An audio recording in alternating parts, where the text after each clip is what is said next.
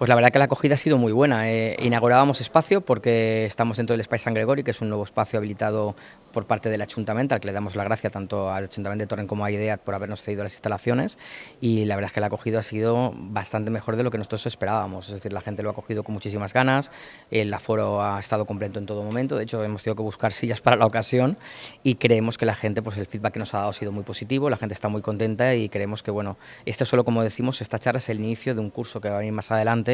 y en el que, como comentamos, pues vamos a entrar ya en profundidad para dar herramientas dentro de lo que es el marketing integrado, que es un nuevo tipo de marketing de alguna manera, pues que se está poniendo ahora de moda y que nosotros queremos que el comercio local asociado pues también tenga acceso a este tipo de herramientas.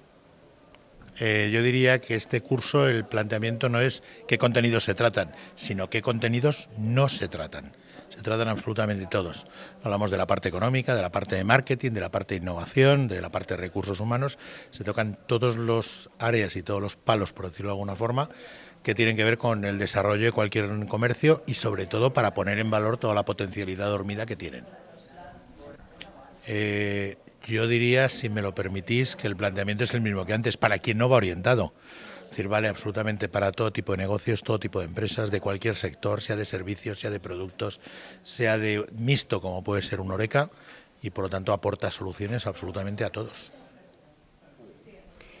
Considero muy importante que desde el Ayuntamiento y las instituciones, así como la Asociación Comercial de Torrent o por ejemplo, la Confederación, ¿no?, seamos capaces de aunar esfuerzos para darle al comercio local, a los empresarios, a los autónomos, todas las herramientas que estén a nuestro alcance para pues poder potenciar, ¿no?, y que ellos conozcan realmente pues todas las claves de cara a rentabilizar lo máximo posible sus negocios. Yo creo que el nivel de concienciación, ¿no?, que tienen los comerciantes, en este caso de Torrent, es muy elevado, es muy alto. La prueba la tenemos en que han asistido muchísimos comerciantes, muchísimos empresarios a la charla y bueno, pues creo que debemos de seguir impulsando propuestas de este tipo e iniciativas y por supuestísimo pues que tanto la asociación como la Confederación sepan que el Ayuntamiento de Torrent va a seguir respondiendo y respaldándolos.